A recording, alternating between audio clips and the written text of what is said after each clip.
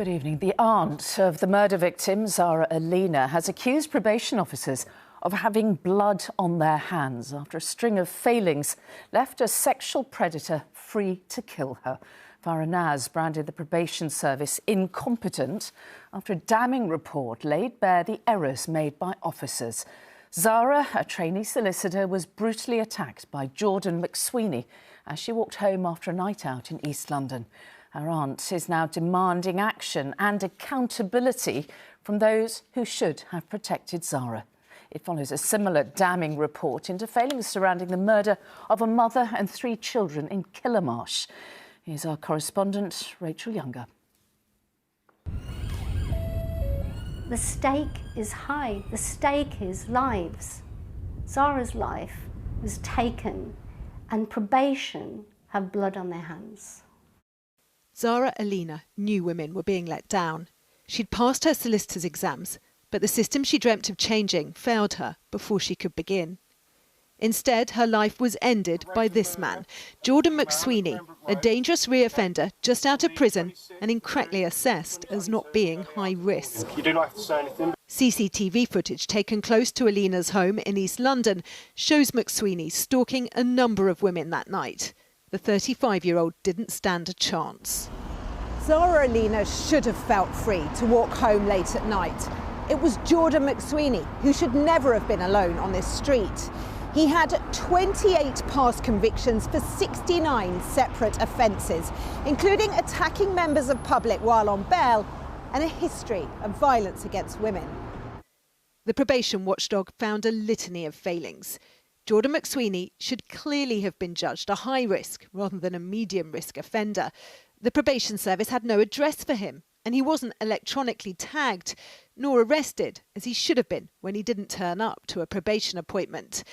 A second missed appointment should have seen him immediately recalled to prison, but it took 4 more days to get the paperwork signed. 2 days later, Zara was murdered. Is the Probation Service fit for purpose?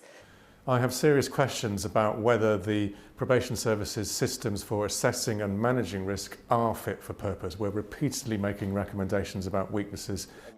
No wonder he sounds frustrated. It's barely been a week since he uncovered serious failings in the case of Damien Bendel, who killed 3 children and his pregnant partner. Murdered 4 people. And in 2019, serial rapist Joseph McCann attacked 11 women and children when probation officers missed 8 chances to keep him behind bars. The truth is it's just failing after failing, isn't it? I am starting to lose patience. It's vital that this time round the lessons are learnt from this awful case.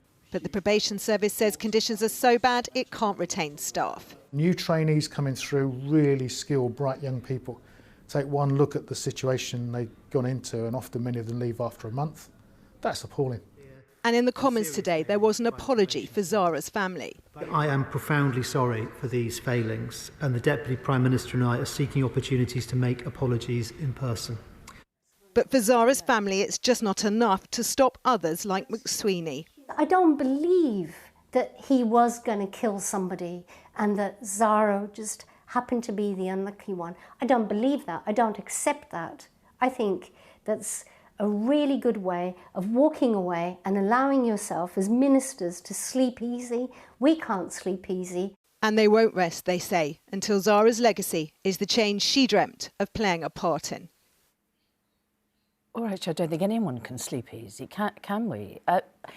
Terrible failings. How? Why has it got so bad? Well, as you heard Ian Lawrence from the Probation Officers Union saying there, this is a service that is desperately understaffed and overworked. So in London alone at the moment, there are 500 vacancies, and only a quarter of probation officers in the capital think that their caseload is actually manageable. Now, that means, of course, mistakes are going to happen. And when the inspectorate went back and looked at the probation service in London, it found that actually 7% of the cases where offenders were being classed as medium risk should actually have been classed as high risk, so looked after a lot more closely. The same failings we saw there Zara's case, but this is a long-standing problem. Look, when the Conservative government came to power over a decade ago, it split the probation service off from the prison service. There were howls of outrage from probation officers at the time. They said it wouldn't work. It had to be reversed just 2 years ago,